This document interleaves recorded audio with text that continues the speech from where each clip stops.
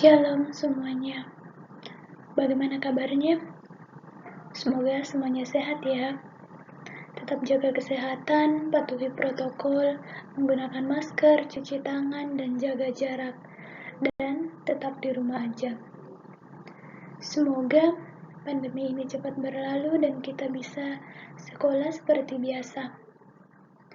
Baik, pada pertemuan kali ini kita masih melanjutkan pembahasan materi pertemuan sebelumnya, yaitu masih pada sistem gerak pada manusia.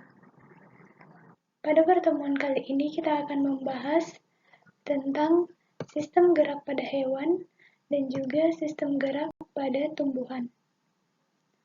Pernahkah kalian melihat hewan dan tumbuhan bergerak? Bagaimana cara mereka berpindah tempat? Hal ini akan kita bahas pada pertemuan kali ini. Dengan tujuan pembelajaran, siswa dapat menganalisis sistem gerak pada hewan dan juga pada tumbuhan. Yang pertama yang akan kita bahas yaitu sistem gerak pada hewan. Hewan bergerak dengan tujuan untuk melindungi diri dari predator atau untuk berburu mangsa. Gerak hewan mudah terlihat karena hewan memiliki alat gerak dan dapat berpindah tempat. Gerakan tersebut disebabkan oleh kerjasama antara rangka dan juga otot. Pada dasarnya, gerak hewan sama dengan gerak manusia. Rangka pada hewan dibedakan menjadi dua, yaitu yang pertama, rangka luar atau biasa disebut dengan eksoskeleton dan juga rangka dalam atau endoskeleton. Rangka hewan yang pertama yaitu disebut dengan eksoskeleton, merupakan rangka luar yang dimiliki oleh hewan invertebrata atau hewan yang tidak bertulang belakang. Fungsi rangka pada hewan invertebrata yaitu untuk melindungi tubuh sebagai tempat menempelnya otot dan pembentuk tubuh pada hewan yang umumnya bertubuh lunak. Contoh hewan invertebrata yaitu ubur-ubur. Ubur-ubur bergerak dengan menggunakan tentakel. Kemudian ada bintang laut. Bintang laut bergerak dengan menggunakan kaki renang atau biasa disebut dengan ombolakral. Contoh berikutnya yaitu jangkrik, bekicot, udang, dan juga cumi-cumi.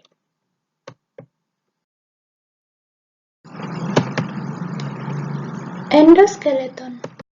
Endoskeleton merupakan rangka luar yang dimiliki oleh hewan vertebrata atau hewan bertulang belakang. Struktur tulang keras atau tulang rawan di dalam tubuh organisme yang berfungsi sebagai melindungi bentuk tubuh, tempat menempelnya otot, pembentuk tubuh, menegakkan tubuh, dan sebagai alat gerak. Contohnya, ikan, katak, ular, burung, dan juga kuda. Yang pertama akan kita bahas yaitu contohnya yaitu pada ikan atau Pisces. Hewan yang hidup di air memiliki massa jenis tubuh yang lebih kecil dibandingkan dengan air. Dan air juga memiliki daya angkat ke atas yang menyebabkan ikan mampu melayang di dalam air dengan mengeluarkan sedikit energi. Ikan memiliki rangka yang langsing atau streamline yang memudahkan tubuh untuk meliuk ke kiri atau ke kanan di waktu berenang. Susunan otot dan tulang belakang ikan yang bersifat fleksibel memungkinkan untuk mendorong ikan ketika berada di dalam air. Untuk menghasilkan gaya dorong ke depan, ikan menggunakan gerak tubuh ke kanan atau ke kiri, serta dengan menggunakan bantuan sirip yang ada pada tubuh ikan.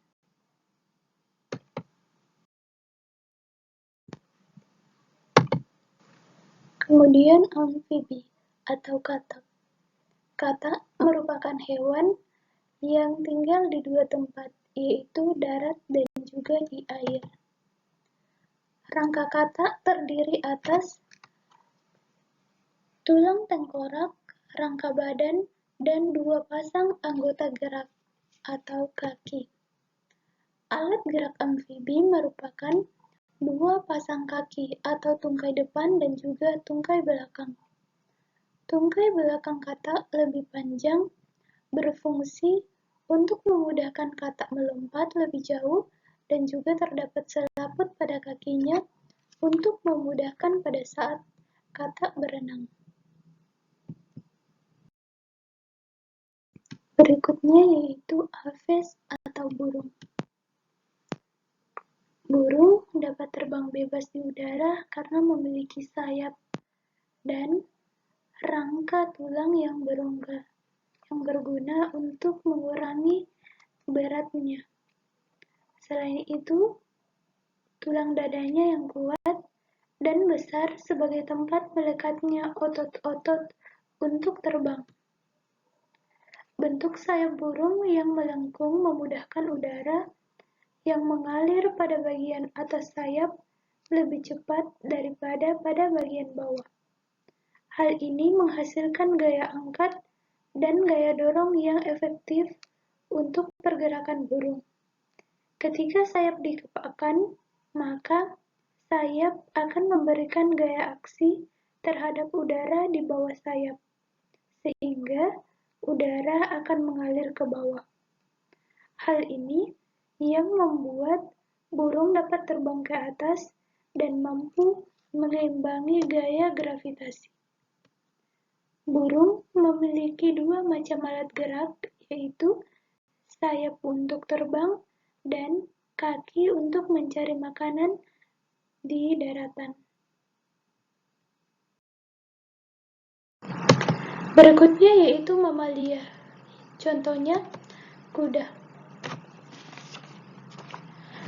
Ciri rangka mamalia yaitu memiliki tulang yang kokoh dan kuat yang berguna untuk menopang tubuhnya.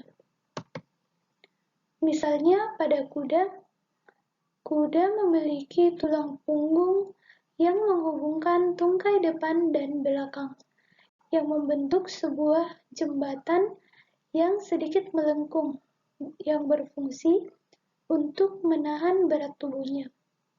Otot-otot yang elastis dan kuat yang terhubung dengan beberapa sendi dan juga tulang-tulangnya menyebabkan kuda dapat melompat dan berlari sangat kencang.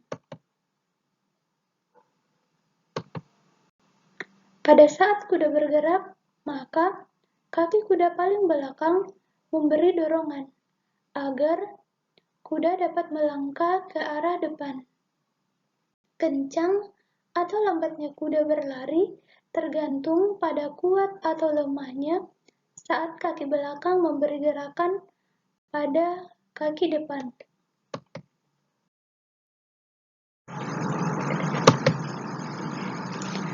Kemudian reptil.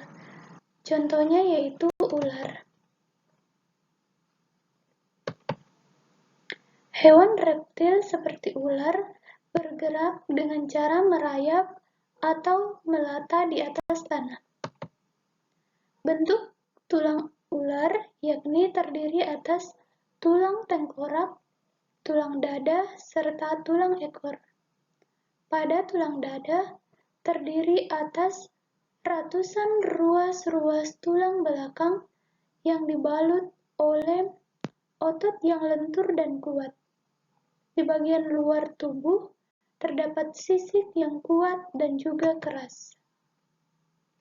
Dengan ruas tulang belakang yang kuat dan lentur menyebabkan ular dapat bergerak meliuk-liukkan badannya ke kiri dan ke kanan dengan cepat.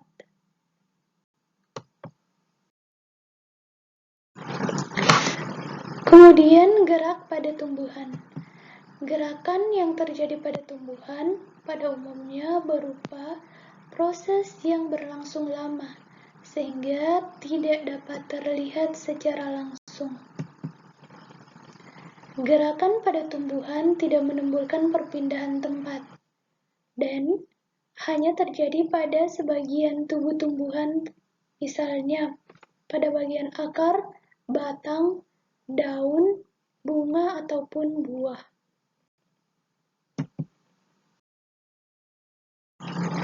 Gerak pada tumbuhan terbagi atas 3. Yang pertama yaitu gerak endonom. Gerak endonom atau biasa juga disebut dengan gerak autonom adalah gerak yang terjadi secara spontan atau tidak memerlukan rangsangan dari luar. Contohnya yaitu gerak rotasi kloroplas pada sel-sel daun Hydrilla verticillata. Kemudian, contoh yang kedua yaitu gerak ujung batang yang sedang tumbuh atau organ lain, misalnya daun, tangkai bunga, dan akar akan memanjang dan melebar terjadi dengan sendirinya tanpa adanya rangsangan dari luar.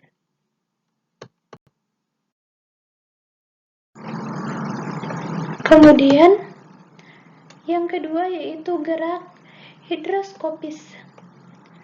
Gerak hidroskopik merupakan gerak pada tumbuhan yang disebabkan oleh perubahan kadar air di dalam bagian tumbuhan.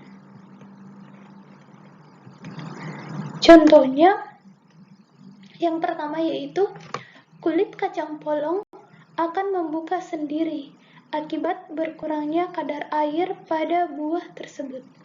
Yang kedua yaitu membukanya kulit buah pacar air. Yang ketiga yaitu membukanya kotak spora atau sporangium pada tumbuhan paku.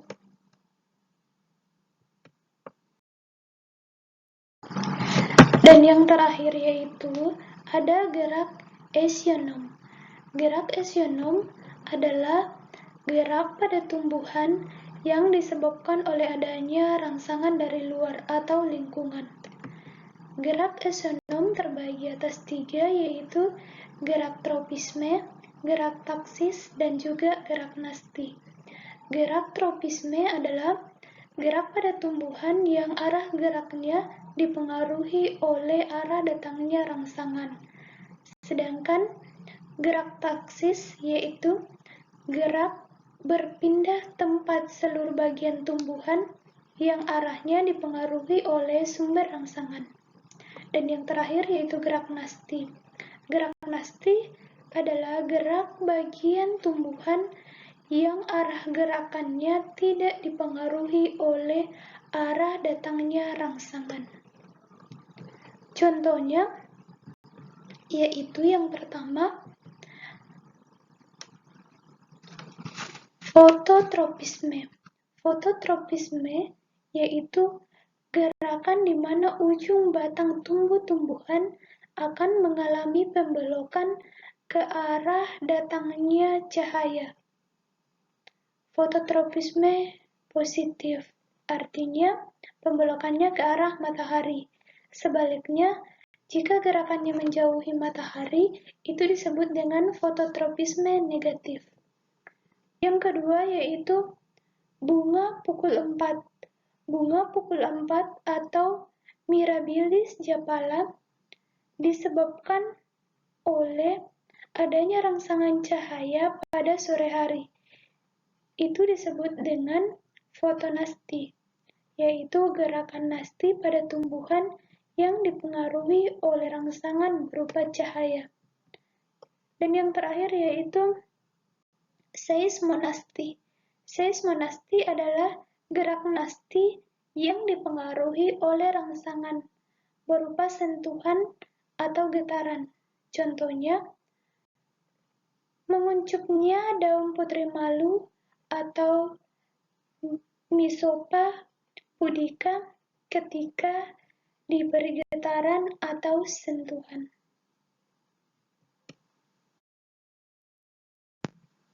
Sekian pembahasan kita pada pertemuan kali ini, membahas tentang gerak pada hewan dan juga gerak pada tumbuhan. Miss berharap semoga kalian bisa memahaminya dengan baik. Namun, jika ada hal yang kurang kalian pahami, silakan ditanyakan. Tetap jaga kesehatan di rumah, tetap patuhi protokol kesehatan. Kita berjumpa kembali pada pertemuan minggu depan. Sekian dan terima kasih, Tuhan memberkati.